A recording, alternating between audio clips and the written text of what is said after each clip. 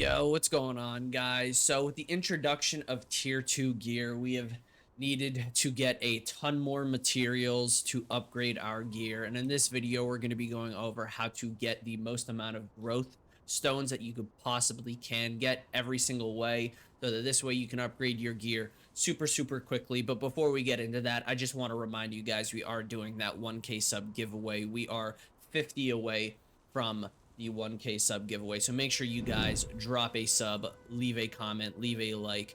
The quicker we get there, the quicker we get to give back to you guys. But let's jump straight into it. So the first way you guys are going to get growth stones, of course, is by crafting them. This is going to be the main way to get them. It takes precious polished crystals, precious emerald ore, in this case of your accessory growth stones, and magic powder. Now, for me personally, my struggle has been the precious polished crystals, but there are lots and lots of ways to get each of these different materials, and we are going to be going over every single way you possibly can. So we are going to start with the precious polished crystals. Now, a great way to farm this specifically is going to be through your co-op dungeons. If you come to your T1s and you come to Tyrant's Isle, what you're going to want to do is, this is going to be a solo farm. As long as you have a relatively decent build, all you have to do is go kill the first little mini boss, and it'll drop you basically every time at least one of the purple polished crystals and 5 of the blue ones. So basically every single run you do, and it takes about 45 seconds to do, you'll get 2 polished crystals. So do that math out. You could probably get upwards of 80 polished crystals, maybe even 100 if you're quick enough, every single hour.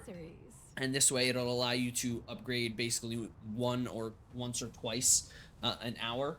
So this is how I recommend you get polished crystals. However, there's other ways to do it. If you don't feel like grinding it out, you can come over to your open world dungeons, and so long as you have Abyss contract tokens, you will be able to get drops. Now, I think every I want to say 10,000, you should be getting like 25 of the purple polished crystals and upwards of like 100 of the blue ones. So it's a decent amount, but again, it all depends on your Abyss contract tokens. If you don't have them, then of course go back to your tier 1 grind. Now, in terms of the ores, this one's a little bit more complicated, but still it's relatively easy. Again, if you do your open world dungeons, you will get these ores like crazy. However, like if you saw with mine, I'm currently running a little bit short on them. But a big thing that you guys need to remember is you can actually craft out these ores with the smaller variants, and you get hundreds, if not thousands, of these every single week, just by doing your normal content, just by killing mobs, doing your open world, doing your just your dailies, your weeklies. These will be so easy to get. You don't really need to worry about these too much. They will come very naturally. So the ores, pretty easy to get. Now, in terms of the magic powder, I've heard from other YouTubers that magic powder is the hardest one to get. However, it really isn't. Out of all of them, it's probably the most simple one to get, all things considered. I did a video on how I go about it, but I'm just going to briefly go over it in this video. All you need is solent, and if you get like, I think it's like 10 million solent, you can get like 500 magic powder pretty easily. The way you can do it is, if you don't have purple gear or blue gear to break down, you come over to this vendor and you basically buy the cheapest option. I usually buy the cloth shoes, and you buy a ton of them, and then you break them down and you upgrade them into the higher grade magic powder. That's basically, if you are really running low on the magic powder, that's how I would go about it, and that's how I've gotten like 6,000 of it pretty much. Or yeah, 6,000. I was about to say 6 million, but that's how I would go about it. If not, you can always just go over to your inventory. If you have extra gear, like, you can break it down, you'll get magic powder.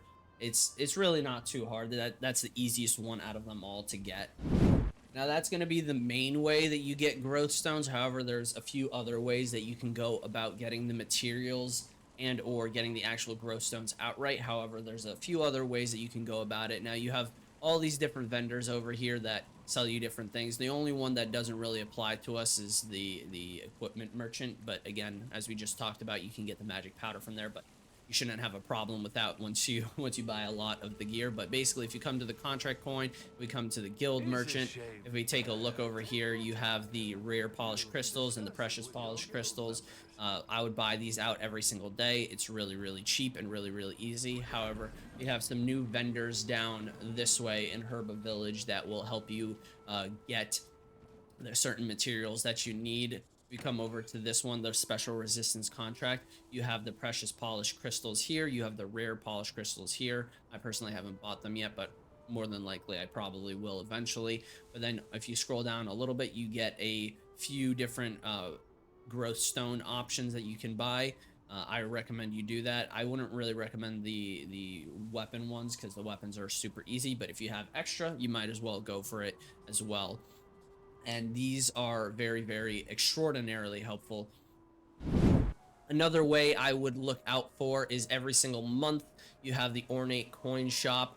If we scroll down a little ways, you guys can see you have the precious growth stones here. I highly recommend you buy these out until basically you're done upgrading. And even still, we just got some leaks, in fact, on legendary gear that is possibly coming out that will require all these different things. So maybe if you guys are even done upgrading your gear, you might want to continue to stock up, because if it's 5 to 1 for purple, and then 5 to 1 for blue, it's going to be a absolute ridiculous amount to upgrade legendary gear. If you think tier 2 is annoying to annoying to upgrade, just imagine legendary. But yeah, this is a great way to get some extra growth stones, and also a bunch of other little things, but not too much in here that really matters. And then the final way is going to be the most consistent way to get growth stone / the materials you need for it is going to be your battle pass. Now, I know a lot of people are free to play in this game. However, if you guys have an extra 500 lucent or 1,000 lucent, depending on how many battle passes there are, I highly recommend you buy them, not only because it helps you with the growth stones, but there's a ton of other different things in here. But as you can see, you got polished crystals, you got the ores, you got so many ore chests, and it just allows you to get exactly what you need. You have some growth stones scattered in here. It's great. On top of that, also just a little caveat. If we come over to the leveling log, if I can find it, let's see if we can find it. I'm blanking right now. Leveling log, there it is. Come over to the leveling log. As you guys can see, if we scroll through it, there's a ton of different materials at the bottom here. Now, this isn't required, but again, if you really want to do it quickly, as you can see, there's a ton of different materials and growth stones to allow you to level up. I personally wouldn't recommend you guys buy the lower tiered variant. This is not a requirement, nor am I saying that you should. However, if you want the option, as you can see, I haven't bought this one. I did buy the 55 or 50 to 55 just because of all the solents in there, but I wouldn't recommend. But if you guys do really want to do it as quick as possible, you most certainly can do the leveling log, but I highly recommend you just stick to the battle pass. If you are free to play, just stick to the battle pass. This is going to be the best bang for your buck. Hopefully this guide helped you guys out. Let me know in the comments what you guys think. This is going to be the main way to go about it. It is a slow and tedious and painful grind to get everything leveled up. However, this is going to be the fastest way to do it. That's how I've been basically able to do it. I still have a few that I need to do to get to level 12, but as you can see, a lot of my things are already basically leveled up, maxed out within 3 weeks. So this is how I've been going about it, and this is how I recommend you go about it. So make sure you let me know what you guys think in the comments. And remember, we are doing that 1K sub giveaway. So if you found anything useful in this video, please make sure to drop a sub, leave a comment, leave a like. It is free, and it absolutely helps the channel out so much, and we are trying to get to that 1K. But other than that, that is all I have for you guys. So again, thank you to everyone. I hope each and every one of you guys has a wonderful day, and as always, take care, and I'll talk to you guys later.